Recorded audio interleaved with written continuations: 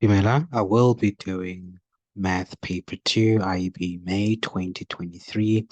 I've already done question 1. I'll jump straight to question 2. In question 2, we are given the number of emails received by an individual daily over a 50-day period illustrated in the table.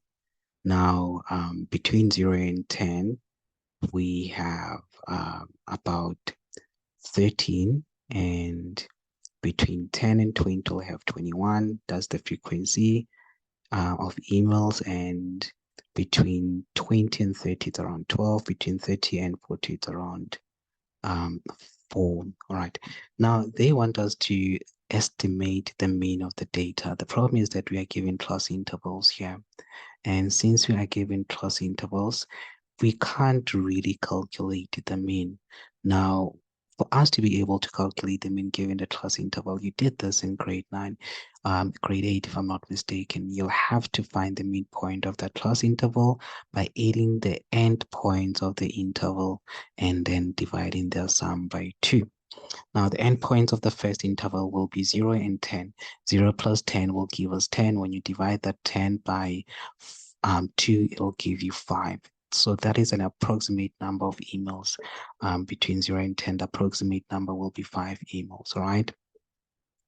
And between 10 and 20, it'll be 10 plus 20 divided by 2. That gives you 15. Between 20 and 30, it'll be 50 divided by 2, which is 25. Just add 10 to 25, you'll get that 5, and that's it. That's all. Now, to get your mean here, what do you have to do? Okay, I'm going to use a simpler method. And I feel like it's a simple method, but time consuming, which is this method here. Just make sure that everything is clear. Okay. Then you will go to, I think it's Shift, Setup, look for stats, which is 3. Turn on the frequency, and then get out, and then go to Mode and press 2, and then press 1. For your data there, you'll have 5, then 15, then 25, then 35. Okay, for your frequency, you will have the frequency of the emails will have 13, then 21, then 12, and then 4. Okay. Then press AC, then you press Shift, and then you press Stat. It'll be 4, 2 will be your min, which is your average. So your min here will be 16,4. I'm going to do that towards the end. Okay. I just want to finish this table. I'll show you the manual way of doing this. I will first go to the next question, which I think requires us to prepare an ogive. Right, it requires us to prepare an ogive. I'll just go straight to it. Yes, we need to draw an ogive. I don't know what happened between me teaching grade 12s, the last time I taught grade 12s, and now somehow it's no longer an ogive, it's called an ogive. So now I'm getting confused. Was I not included in the WhatsApp group where the phrases changed? Anyway, I know you guys will probably give comments if I'm wrong. Last time I checked, it was an archive, but anyway, let me move on. Now, for me to be able to draw an archive, I do have the x value, which is my x-axis, and I will take the endpoints of the interval, but only the endpoints that have the equal sign. Okay, because those are the ones that I can say will be the x coordinates of the cumulative frequency, but I don't have the cumulative frequency. That's a thing.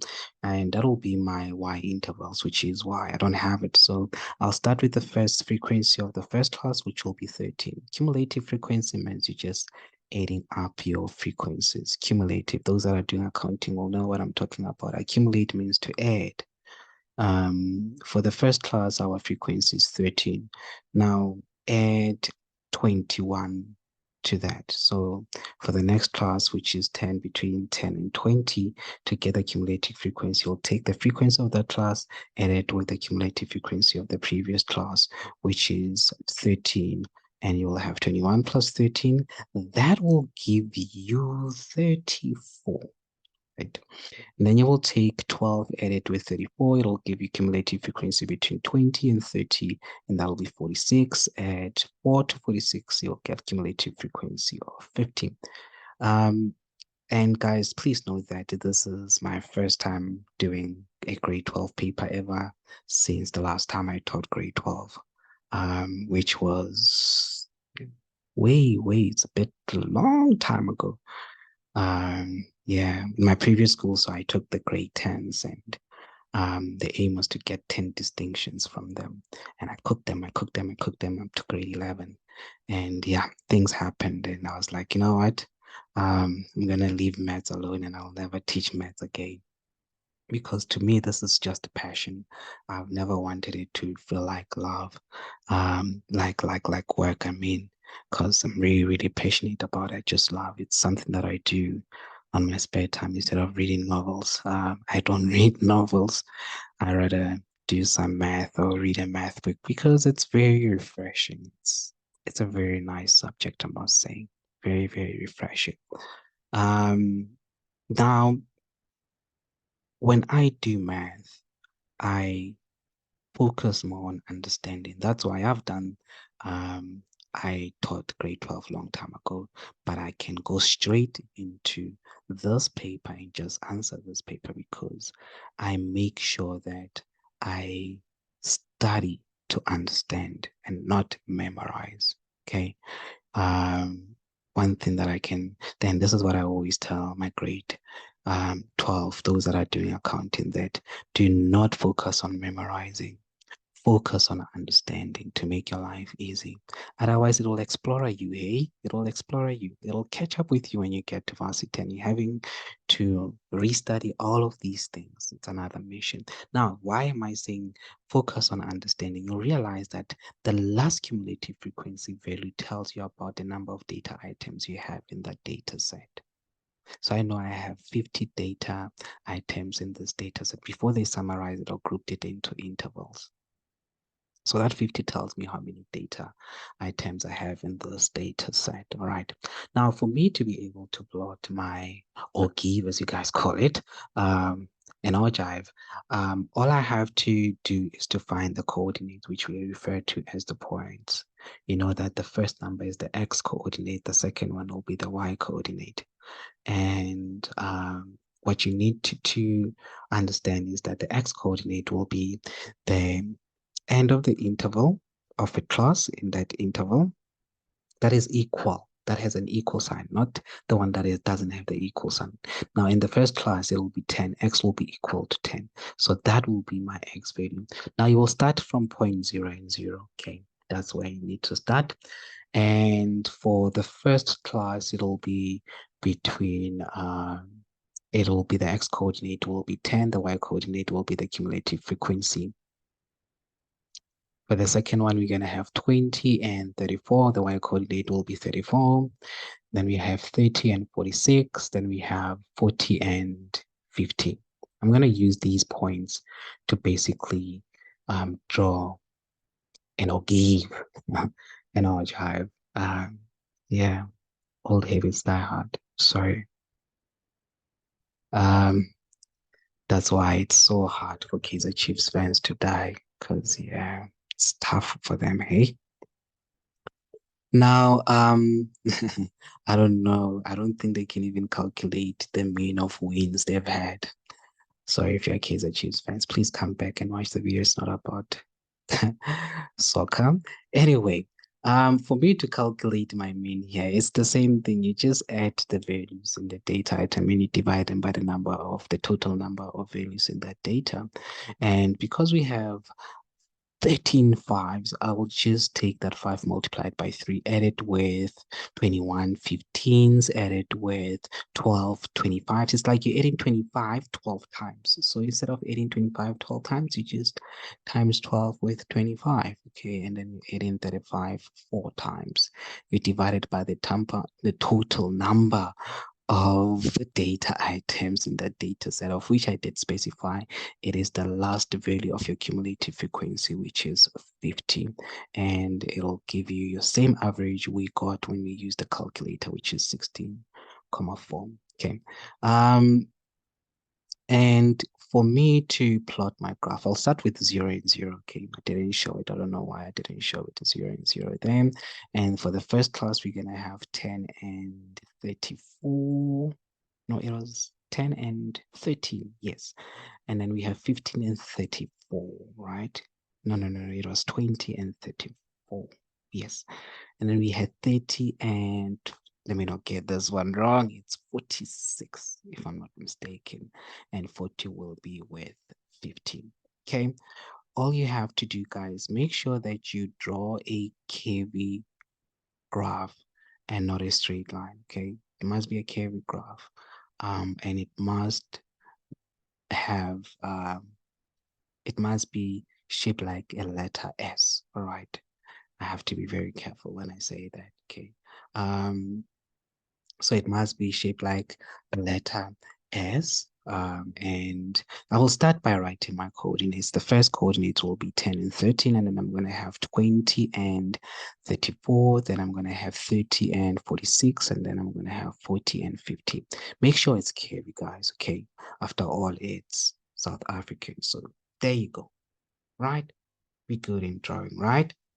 Now, when we mark this, you will mark the endpoints, and then just mark the shape as well as how you found. I'll start it with the endpoint 0 and 0 and how you found one of the coordinates, which is the x coordinate. Okay. Now, that's it. Oh, that's not it. C wants us to use the answer we got in A, and by determining the median as well, would you describe the data as positively or negatively skewed? What I did when they spoke about the skewness of the graph, I basically just calculated the median, okay? Because the median will simply tell me how skewed the graph is. And I couldn't calculate the median because I don't have my data set. So I could just estimate by first calculating the position, where n is the total number of data items in the data sets. Here it was 50, and the position of the median, it'll be 50%, which right in the middle, it's a middle number basically. And the middle number will be in position 25,5. And I'm going to go to my or give or jive, and it's not funny, right? No, it's not. Yeah. I know that I'm going to focus on my y-axis, which is the cumulative frequency, and that's where 25,5 will be. I will draw a line from 25,5 to the graph and vertically draw a vertical line from there where that line touched the graph.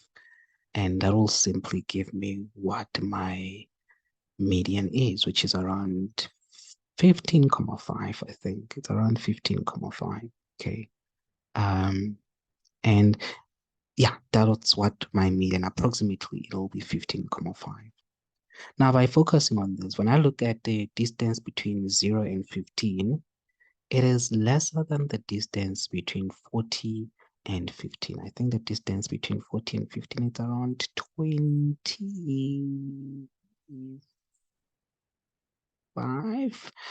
20 comma, okay, let me not estimate. Yeah, I wonder what happened there. Okay, this minus 15,5, it'll give me 25. 24,5, and I thought it's 25. It's 24,5. And the other one, obviously, it's 15. And this will indicate to you that most of your data lies to the right of your median, meaning that your data is skewed to the right. It's positively skewed. That's what it means. Now, this is what I did when I answered this question. As I told you the last time I taught metric, it's like around 6 years ago. And ever since, I never touched any metric book. I just enjoyed teaching the juniors. Just this year's grade 8, I just, yeah, on another level. They they made me want to teach math again at higher grades, and they're just amazing kids, just amazing kids. Um, and because of that, this is how I did it. Okay. And I commented and I simply say it's positively skewed until I marked my work and I realized this is one thing that I missed. I forgot about this. The skewness of the data will also depend on the mean. If your mean is greater than your median, then you'll say your graph is positively skewed. Forgot about that. I just use grade 10 knowledge. That's what I'm saying, guys. Study to understand. Don't memorize. And that'll come in handy one day. Okay. The next time, the next video, we'll be doing question 3 and we'll be doing trigonometry. Okay, let me just let you try that. It's worth 2 marks. Yeah, it should be worth 2 marks. And that's what you need to ask yourself. What does trigonometry stand for? Ask yourself that. What are ratios and your reduction formulas and all this stuff, double angles, compound angles, and your identities. Don't forget about those. Maths is so cool, guys. You have no idea. I feel like a cool kid of South Africa. I'm being nasty, right? See you guys in the next video. If you got it, you got it. Khoto. Don't forget to like and subscribe and tell your friends about the channel. Okay. Khoto.